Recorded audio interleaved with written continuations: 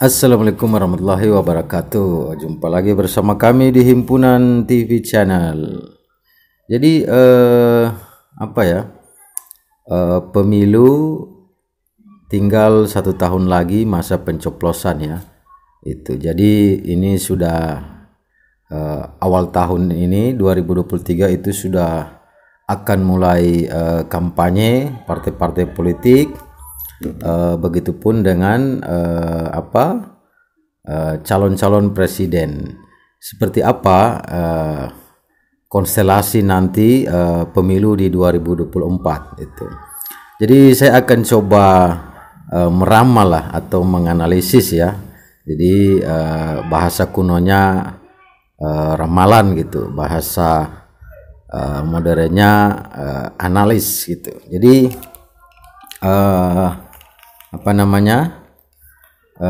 saya akan coba menganalisis atau meramal gitu ya, siapakah partai politik yang akan menang dan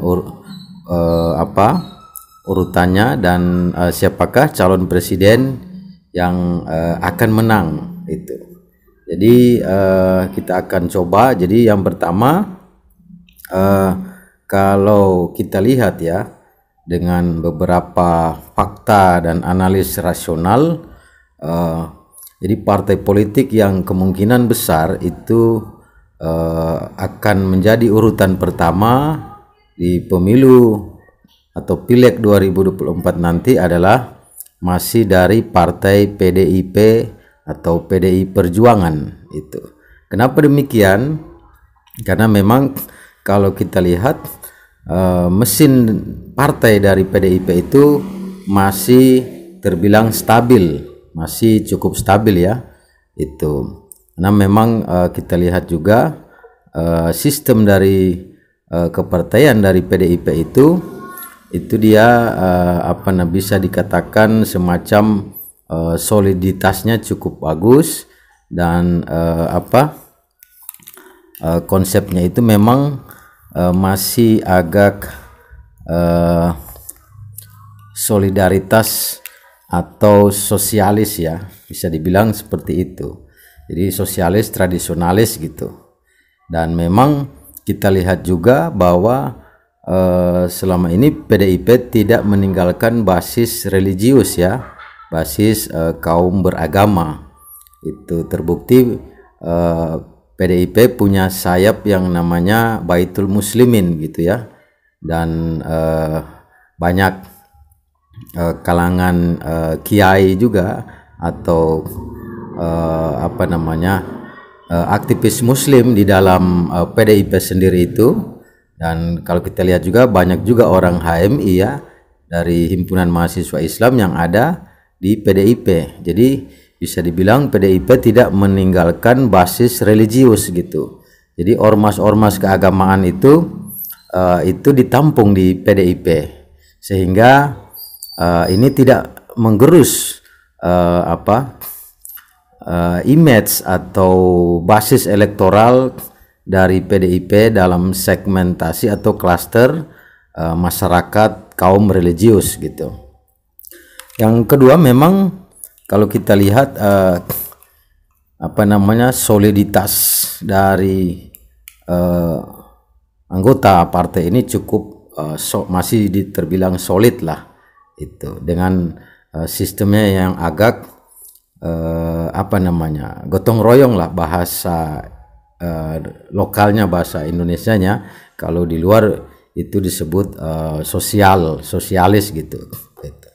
Yang kedua, partai apa yang berpeluang sebagai runner up atau nomor 2 terbanyak suaranya setelah PDIP? Saya melihat Partai Nasdem itu berpeluang besar untuk berada di urutan 2 setelah PDIP, karena memang kalau kita lihat progres atau dari tahun ke tahun semenjak Nasdem didirikan itu progresnya cukup bagus ya. Jadi setiap pemilu Nasdem mengalami peningkatan jumlah kursi di DPR RI dan di DPRD gitu. Jadi ditambah lagi ya, pada tahun 2024 nanti Nasdem punya calon presiden yaitu Anies Baswedan, sehingga efek ekor jas atau cocktail effect itu sudah bisa dipastikan itu sebagian akan masuk ke Partai Nasdem dan juga ke partai koalisi Nasdem seperti PKS, Demokrat. Jadi calon presiden Anies Baswedan ini memiliki keunggulan tersendiri, yaitu memang basis-basis pendukung Anies itu memang rata-rata orang non partai tapi punya hak suara, sehingga karena Pilpres dan Pileg itu bersamaan, sehingga sangat mudah ya, jadi dicoblos bersamaan di hari yang sama. Nah, ini basis-basis relawan Anies tentu saja akan memberikan simpati dan suaranya ke mayoritas ke basis atau ke partai-partai pendukung Anies, salah satunya Nasdem.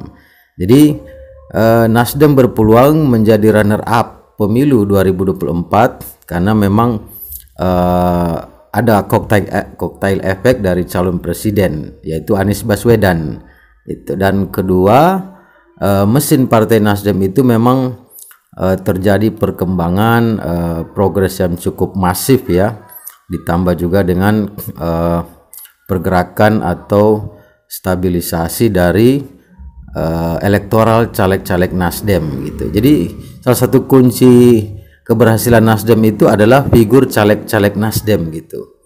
Nah, itu pada 2019 yang lalu itu. Sehingga Nasdem saat ini masuk dalam 5 besar teratas partai di Indonesia gitu. Jadi memang progres Nasdem cukup besar ya itu. Dan tahun ini kita lihat Nasdem sudah melakukan penataan ya, progres artinya membangun satu mesin partai yang cukup solid gitu. Jadi memang ini cukup menarik ya jika Nasdem berada di runner up gitu. Jadi itu adalah analisis partai. Bagaimana dengan calon presiden? Jadi kita melihat calon presiden itu sangat kuat akan dimenangkan oleh Anies Baswedan. Jadi Anies Baswedan itu keluar sebagai pemenang dari kontestasi Pilpres 2024 gitu.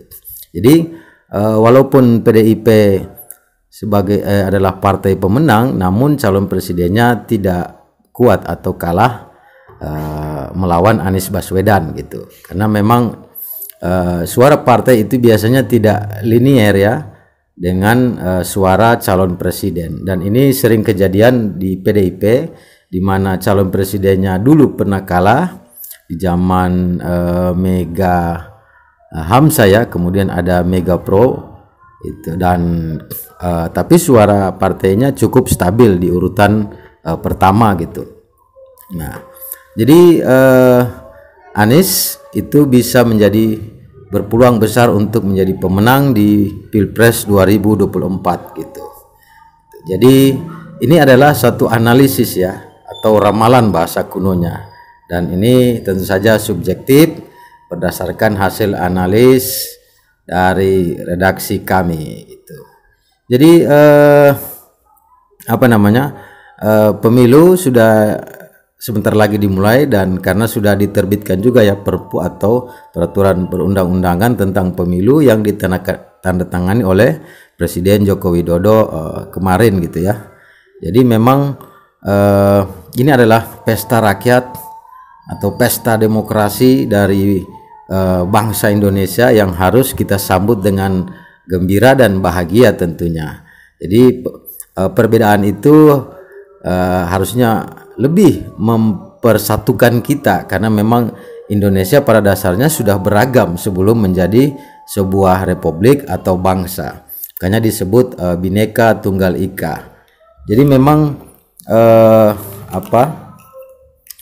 ya inilah keunikan Indonesia, dan kita optimis, kita berharap pemilu akan sukses dan aman damai, sehingga bisa melahirkan sistem kepemimpinan nasional yang lebih baik gitu. atau terjadi regenerasi kepemimpinan nasional atau regenerasi kebangsaan yang lebih baik dan lebih maju. Oke teman-teman, sekian dulu analisis atau ramalan kita hari ini. Ini hanyalah ramalan atau analisis, jangan terlalu diseriusi. Oke teman-teman, sekian. Assalamualaikum warahmatullahi wabarakatuh. Salam damai Indonesiaku.